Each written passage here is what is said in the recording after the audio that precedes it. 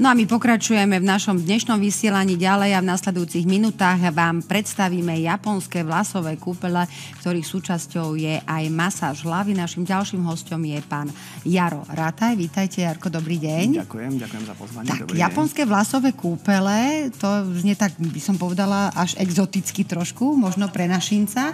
A aj dobre šípime teda, že ten prívlastok japonské hovorí o krajine pôvodu tejto terapie? Ako samotný názov už vlastne prezrádza, tento rituál, tieto vlasové kúpele pochádzajú z Japonska. Ich história však siaha až do védskej kultúry a veľmi úzko súvisia s ajurvédou.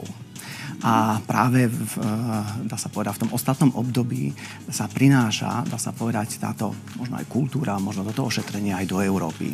A som veľmi rád, že toto ošetrenie zavítalo aj do našich končín. Ako možno reagujeme my uponáhľaní Slováci, ktorí sa stále trošku vyhovárame na ten stres? Je to iba o regenerácii a relaxácii, alebo je to aj o nejakých zdravotných benefitoch? Japonské vlasové kúpele majú niekoľko benefitov. Jedným z benefitov je, že stimulujú vlasovú pokožku, ju veľmi dobre prekrvujú, to znamená, dochádza vlastne takému prísunu živín do vlasovej pokožky a do vlasových folikulov a tým samozrejme aj zabezpečia ten zdravý vlas. Druhým takým benefitom je ošetrenie tej vlasovej pokožky, to znamená, že ju veľmi dobre čistia. A tretím benefitom je taká duševná pohoda. To znamená, pôsobia veľmi aj antistresovo. Dobre, ale poďme možno aj tým zdravotným, pretože ja som sa dočítala, že pomáha aj pri častých migrénach, možno trošku znižuje aj očný tlak, pískanie v ušiach dokonca a mnohé iné. Áno, vlastne táto procedúra, tento rituál je zložený z niekoľkých, dá sa povedať, úrovní.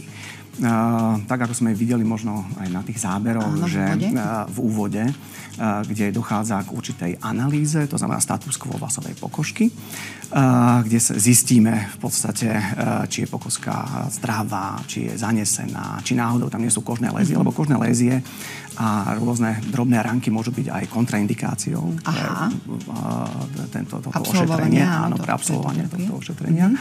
No a potom sa pristúpi k samotnému ošetreniu. To znamená, vlasy sa umývajú a sú zložené, dá sa povedať, tie jednotlivé procedúrky z rôznych masáží. A tie skutočne pôsobia, samozrejme, ako som povedal, že prekrvujú vlasovú pokožku a samozrejme aj ju očistujú, prekrvujú a pôsobia aj antistresovo. A práve jednou z takých častí je aj akupresúra. A akupresúra samozrejme aj zmierňuje migrénózne stavy. To znamená, aj znižuje to očné napätie, pôsobí takisto antistresovo, podporuje vlastne aj ten zdravý vlas. Áno, my vidíme teda, že sa používajú aj rôzne samozrejme kozmetické prípravky, či už pri samotnom umývaní vlasov, alebo aj pri tej masáži. A pri masážach sme skôr zvyknutí používať také oleje. Čiže aj v tomto prípade sú to možno nejaké olejové prípravky? A v tomto prípade, je trošku aj špecifické, aby ten vlas nezostal masný, tak sa používa jojobový olej. Jojobový olej má veľmi podobné molekulárne zloženie ako kožný mas. Preto sa veľmi hodí na čistenie vlasovej pokožky, veľmi dobre ju hydratuje a vytvára taký ochranný film. Ochranný film. Potom sa následne samozrejme ten vlas asi zbaví toho oleja. Áno, potom nasleduje taký japonský vlasový kúpeľ, ktorý je to vlastne kontinuálny prúd vody, ktorý steká, dá sa povedať, po pokožke hlavy a po vlasoch a odstraňuje, dá sa povedať, zoxidovaný kožný mas a veľmi blahodárne pôsobí, dá sa povedať, jednak aj na tú pohodu, na to duševné zdravie a zanecháva tú pokožku prirodzene zvlhčenú. Keď hovoríme možno aj o tých benefitoch pre tú vlasovú pokožku, je to veľmi dôležité aj pre nasledujúce zlepšenie možno rastu vlasov. Ako dlho dokáže tá koža si pamätať takéto, by som povedala, takúto regeneračnú kúru? Samozrejme, pri tej masáži dochádza k tzv. Folikulárnej manipulácii. To znamená, tie vlasové folikuly sa zväčšujú, rozširujú a tým sa zabezpečí aj lepší, dá sa povedať, rast vlasov. Odporúča sa takúto procedúru absolvovať raz za mesiac, raz za 2 mesiace, tak aby skutočne tá pokožka sa zregenerovala, aby skutočne zabezpečila ten zdravý vlas. Je táto terapia vhodná aj pre pánov? Samozrejme, táto terapia je vhodná ako pre dámy, tak aj pre pánov. Ako som povedal na začiatku, je možno nutné aj povedať, že existuje určité kontraindikácie. Áno.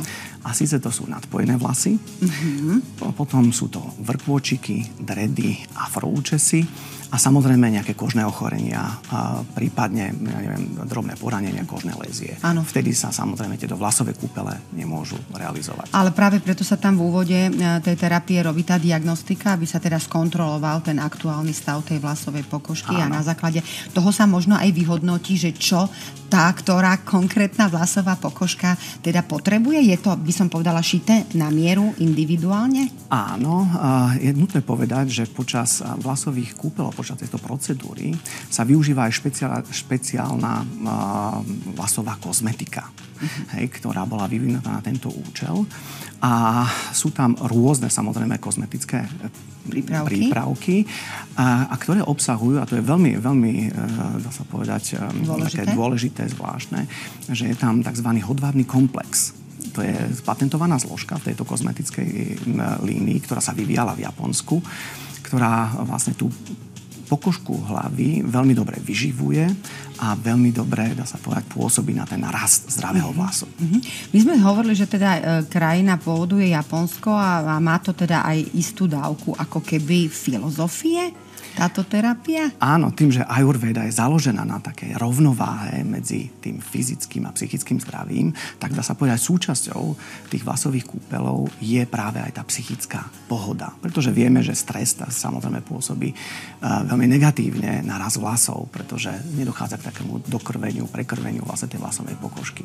Áno, my vidíme aj na tých ilustračných záberoch, že sa možno striedajú aj tie nástroje masážne, alebo by som povedala tie kefír rôzne a všakovaké iné veci, ktoré sa pri tejto terapii využívajú. Od čoho to závisí? Má to nejakú postupnosť? Má to určite nejakú postupnosť, pretože tým, že to pochádza z Japonska, tak je tam presne stanovený protokol a sa, dá sa povedať, realizujú jednotlivé ošetrenia. To znamená od jemnej masáže po krúživé pohyby, po akupresúru a po kompresiu.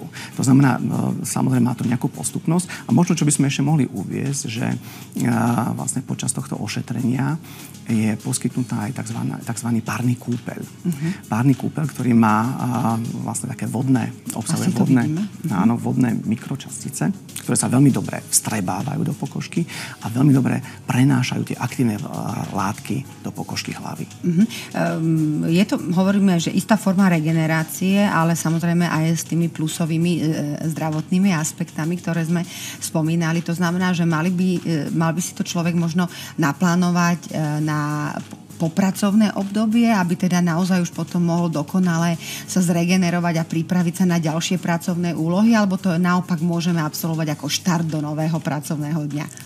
Určite toto ošetrenie je vhodné tak ako štart do pracovného dňa, ale aj po, dá sa povedať, náročnom dni, pretože pôsobí, ako som povedal, veľmi antistresovo, ukľudňujúco. A práve v tejto uponáhlanej dobe je takéto ošetrenie veľmi vhodné práve pre takéto mamičky, možno manažérky, uponáhlané, dá sa povedať, žienky, ktoré chcú jednoducho zrelaxovať. Trošku sa asi zbaviť toho stresu a možno si tam aj pospať, lebo videli sme teda, že sa leží stále v rovnakej polohe, čiže musí to byť aj pohodlné, lebo vieme, že v kadernických salónoch občas, keď nám umývajú vlasy, trošku nás tlačí krk, čiže všetko je nejakým spôsobom anatomicky prispôsobené. Áno, vlastne celé to zariadenie pochádza z Japonska a je to jednak ručne vyrábané a je to anatomicky prispôsobené na to, aby vlastne ten klientka dokázali vyležať minimálne, hovorím, 60, 70, 80 minút počas tohto ošetrenia. Takže je to aj veľmi pohodlné.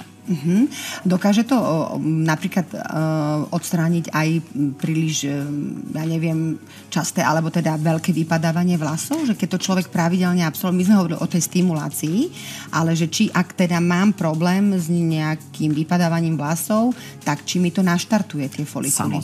Samozrejme, lebo masáž ako taká pôsobí veľmi blahodárne práve na rast vlasov a pomôže samozrejme aj naštartovať ten rast vlasov. A je úplne jedno, že ako mám kvalitu vlasov, lebo zase sa hovorí, že kto má jemné vlasy so sklonom k rýchlemu zhusteniu sa, tak by si až tak veľmi masáž hlavy nemal dopriať, pretože tá práve stimuluje možno aj tú tvorbu tých mazových žliaz. Čiže pre akékoľvek vlasy? Určite pre akékoľvek vlasy. Je možno že dodať, že je nutné samozrejme aj pri tej vstupnej analýze možno aj zistiť, v akom stave je ten vlas a potom aj zvoliť, dá sa povedať, jednotlivé tie kozmetické línie, ktoré sú na to určené. Ak sú príliš husté vlasy, veľmi najmä aj kúčeravé a tak ďalej, používa sa potom špeciálny kondicionér, aby sme na to vedeli potom krásne rozčesať, aby sa neuzlili vlasy, aby sa krásne rozčesávali a potom dali samozrejme aj dať do pôvodného stavu, to znamená vysušiť a opraviť. Jarko, a posledná otázka, samozrejme venujeme sa predovšetkým hlave a vlasovej pokožke, ale dostávajú samozrejme isté regeneračné prípravky a regeneračné látky aj samotné vlasy zistíme aj na kvalite vlasov potom? Samozrejme, ten vlas sú dodotované tým správnym možno? Áno, pretože to potom vlastne zistíme, že ten vlas je zdravý, lesklý a pevný. A nie nič krajšie, keď je žena spokojná so svojimi vlasmi. Áno, lebo vlasy sú korunou ženskej krásy. Bodka. Presne tak. Ďakujeme veľmi pekne za zaujímavé rozprávanie aj za predstavenie práve takejto metodiky.